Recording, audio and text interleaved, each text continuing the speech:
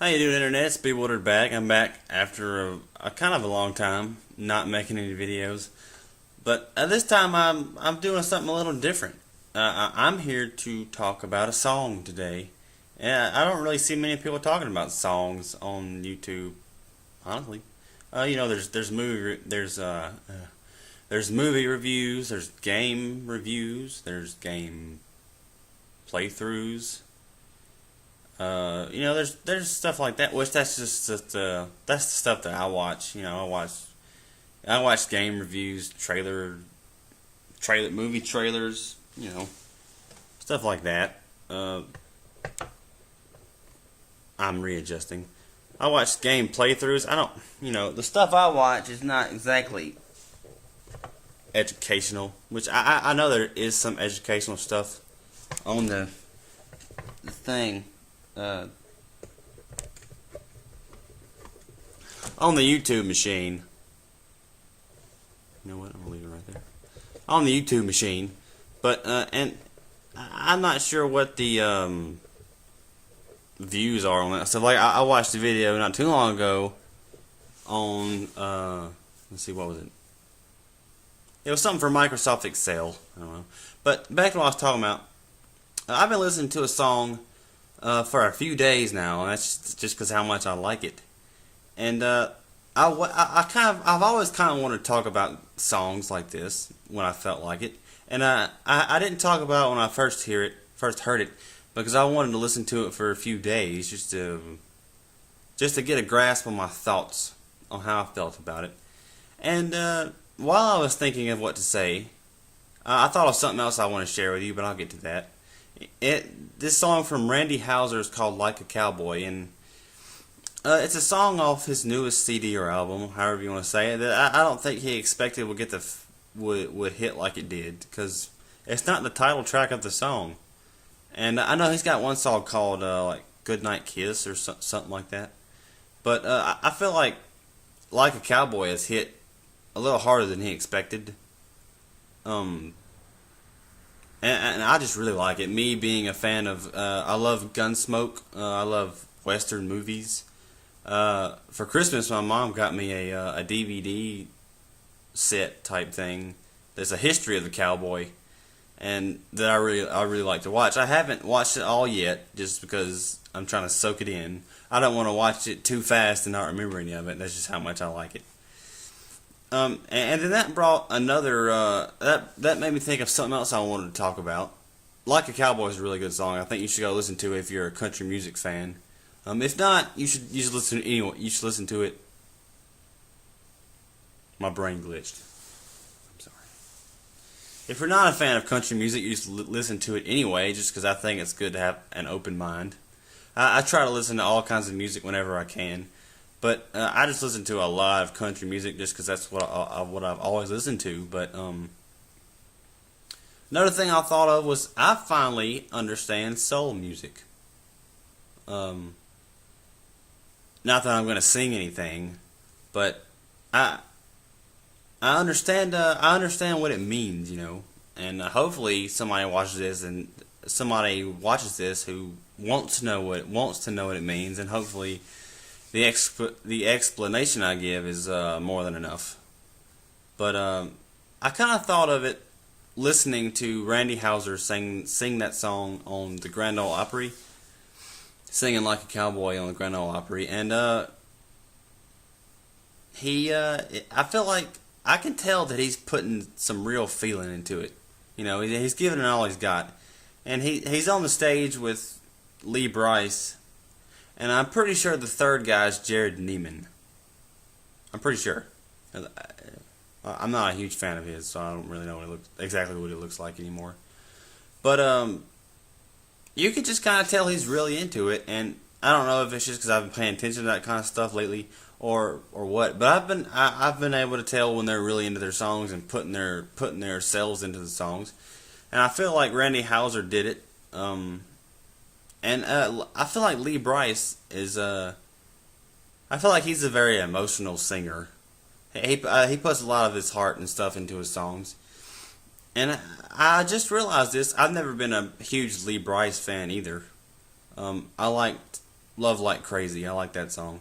But that's the only song I've really listened to from him, which was that's like his first song I ever heard back in 2009. No, not 9. It might have been 2010 or 11. I think it was 9 really. It was a while ago.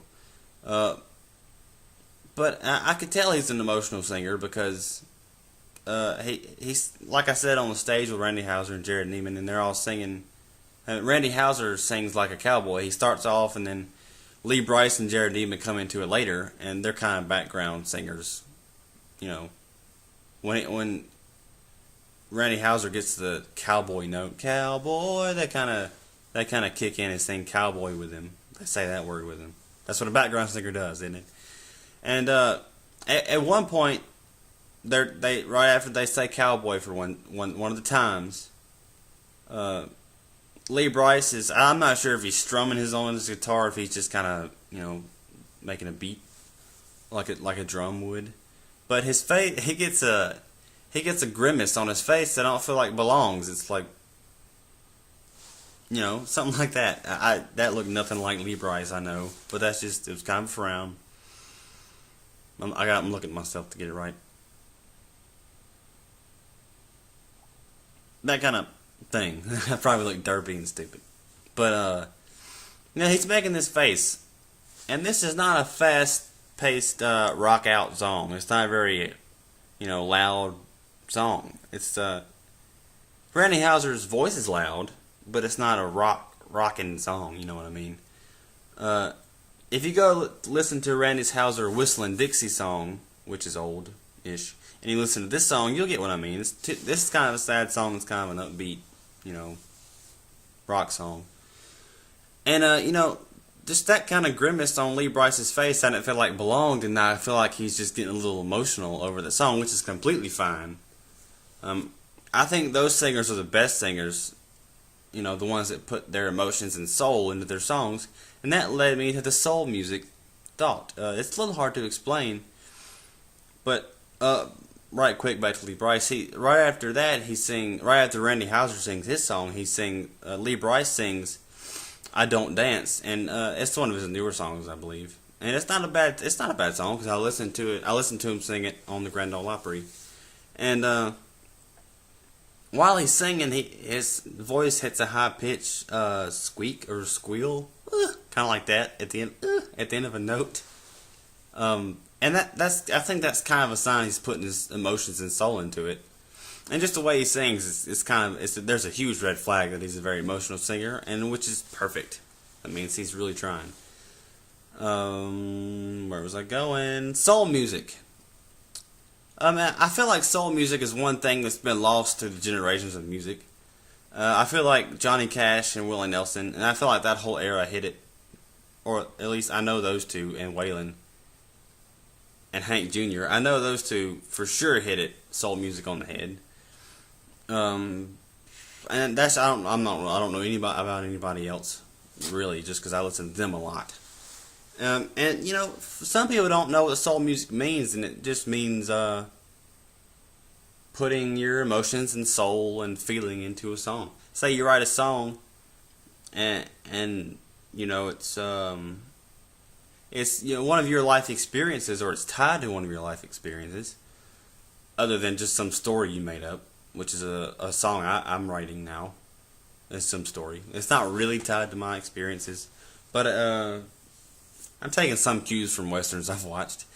But if you write a song that's that has to do with something that's happened in your lifetime, you're obviously going to be way more emotional about it than something you wrote that has nothing to do with you at all. And when you're singing, you're basically putting your soul into singing it. It's really hard to explain. It's a feeling you have to develop over a period of time.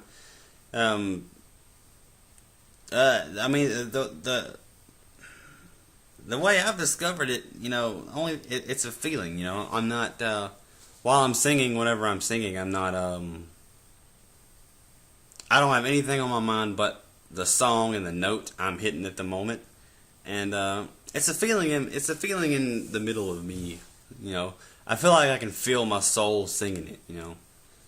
And soul music basically boils down to you have to just mean it, you know. Like and also that goes back to if you wrote a song that's tied to something in your lifetime and you mean it, that you know it's soul music.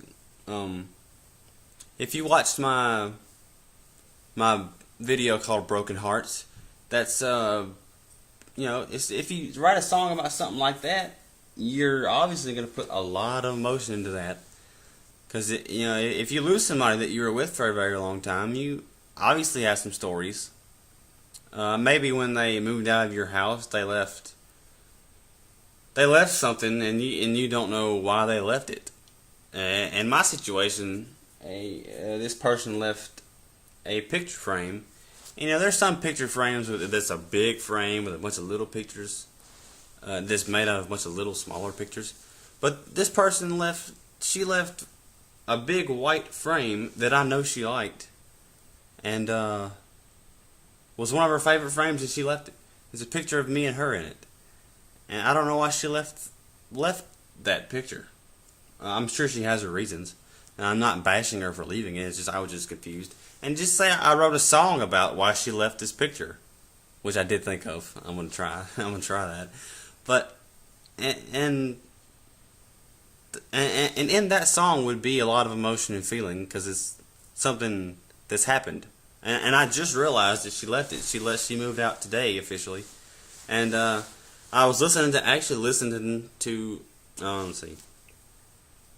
I was listening to George Strait's "I've Got a Car" song, which you should also listen to, which is a good song. And then at one point I looked over and saw the picture with picture in it still on the wall, and all of a sudden I'm trying to figure out why she left this one picture, right? And I can't figure it. I don't know why she didn't take it with her. You know, she was finna take some. She took another frame that had a picture of me in it.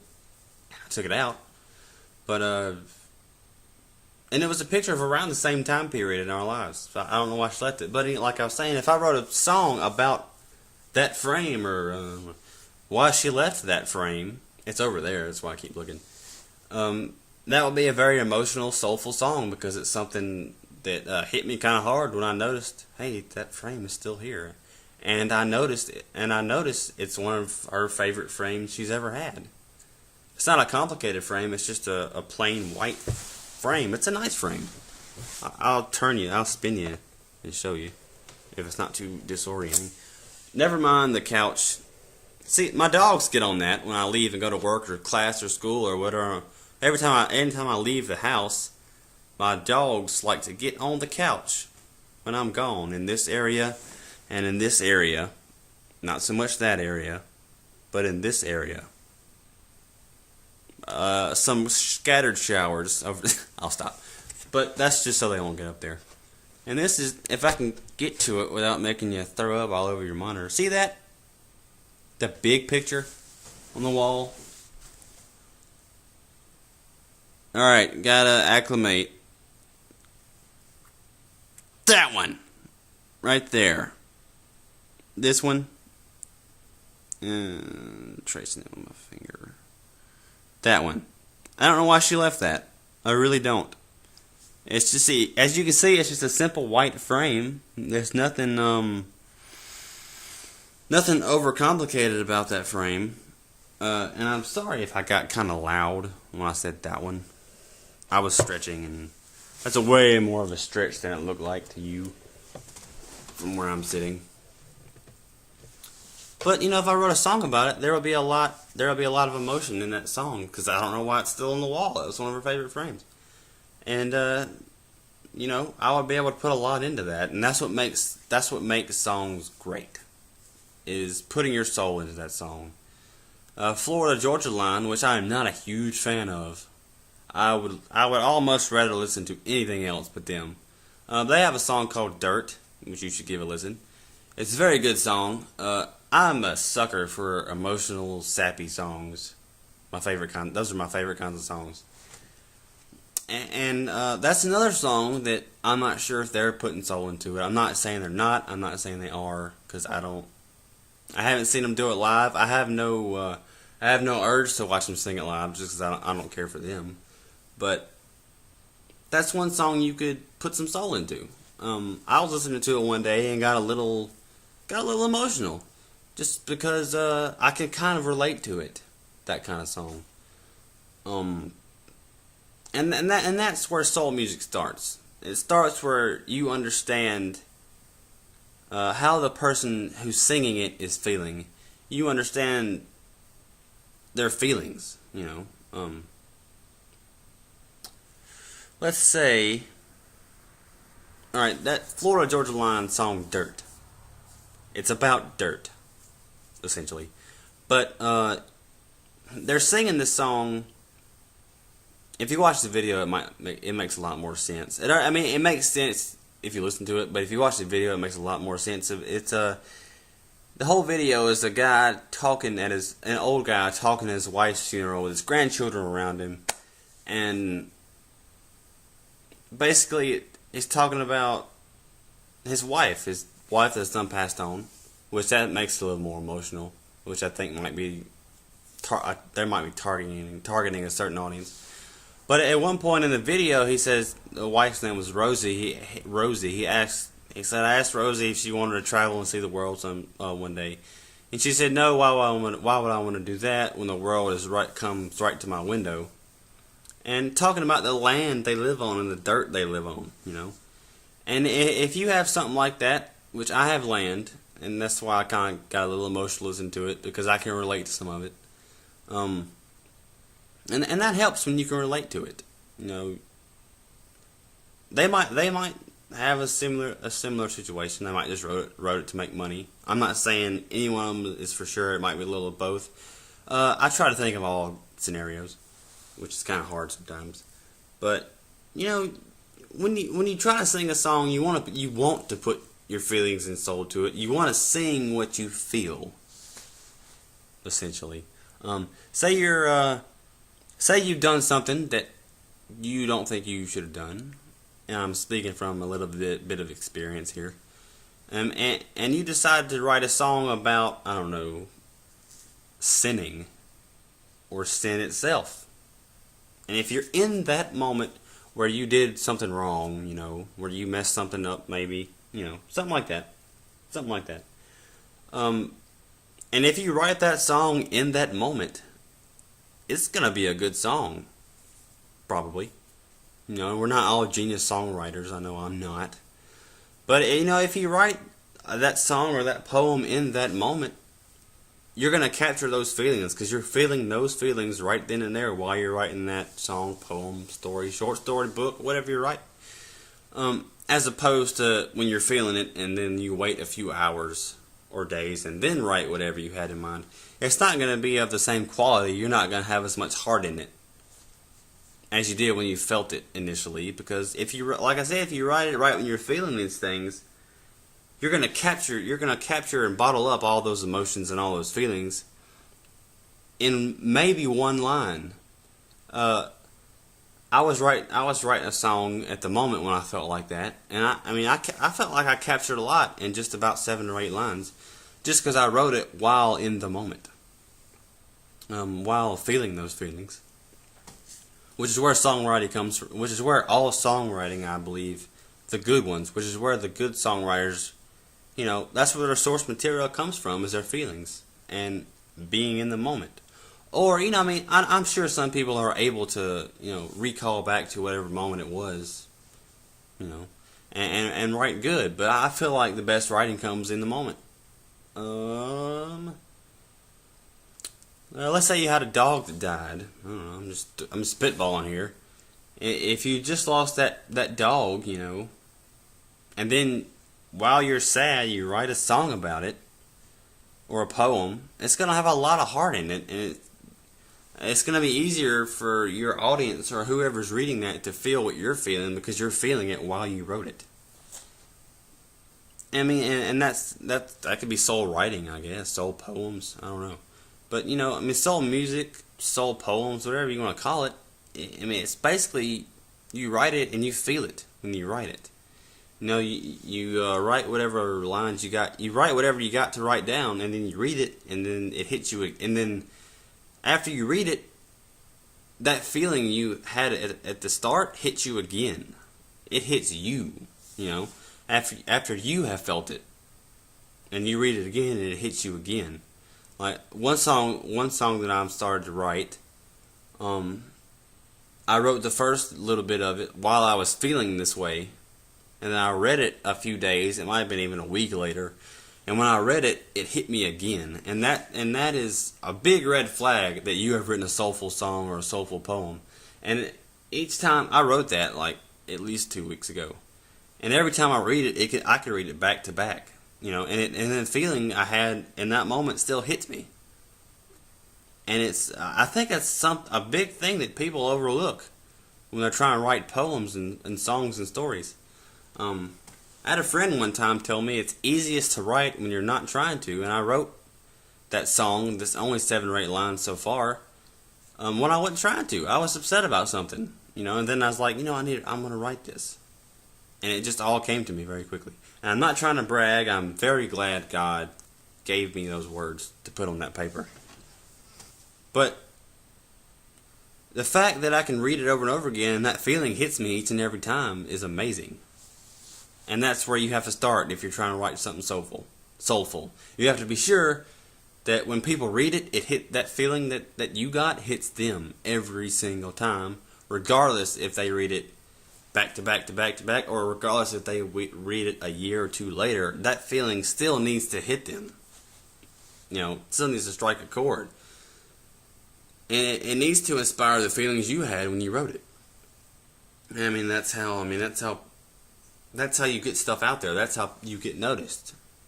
You know, if you're trying to write a song or a poem or something, it gets noticed when people read it and they feel what you were feeling all that time ago. I mean, that's just what I wanted to share. I wanted to enlighten people on writing soulfully. You know, because I know for sure a lot of people don't know what it means, and I didn't know what it means. I didn't know what it meant till a week or 2 ago, maybe 3, because my girlfriend had just broken up with me, and I was a little down in the dumps, and that's when I finally understood what soulful music and soulful writing meant. You know, and soulful writing doesn't just go along with sad things. You could be happy and on top of the world and write something in that moment, you know, and write it with a happy soul, a happy mind. And even then, when people read it, that feeling you get should hit them over and over again, regardless if they read it back to back or if they read it 2 years later. The feeling that you had should hit them, and they should feel what you were feeling. And that goes from sadness to happiness to anger. I don't know, maybe, I don't know if you can transfer hungriness. I don't know if you can write a song or a poem when you are hungry and make somebody feel hungry, which I'm pretty sure is possible. I'm probably going to try that now that I said it.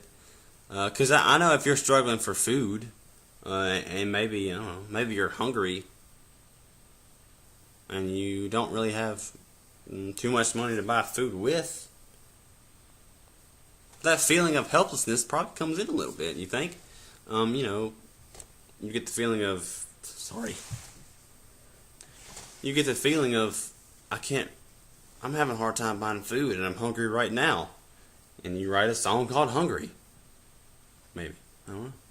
I might inspire some ideas here. And then maybe when people read it or sing it, they get hungry because you were starving when you wrote it. I don't know. I'm really going to try that. I'll see if I can make somebody hungry with a song or a poem. But anyway, I'm rambling now. That's what this whole video has been, is rambling. And another thing I discovered this a long time ago, or, you know, God showed it to me. I was listening to a Hank Williams Jr. song. I think it was Whiskey Ben and Hellbound. If I heard it again, I would know. But I was kind of singing along in my car by myself, and I noticed that when he's singing, he is pretty much whining about something. And not that it's bad. It's apparently been really good. It's apparently done wonders for him because he's loaded right now. But I was kind of singing, and it sounded to me like I hit the same note he hit, and I was pretty much whining about what he was whining about. It's kind of like crying about it, but he wasn't crying, he was singing, but it feels like he's crying because he's whining about it. But, I could tell he's putting a lot of emotion and soul into that song, whatever song it was. But that was my message today. I was trying to get across to people what soul music is, soul writing is, and hopefully I got it across. Hopefully I wasn't too confusing, and hopefully I threw some songs out there that you maybe didn't know about, and maybe you'll go listen to now. So thanks for watching. Hit the like button if you enjoyed it, and I'll see you next time. You are awesome people.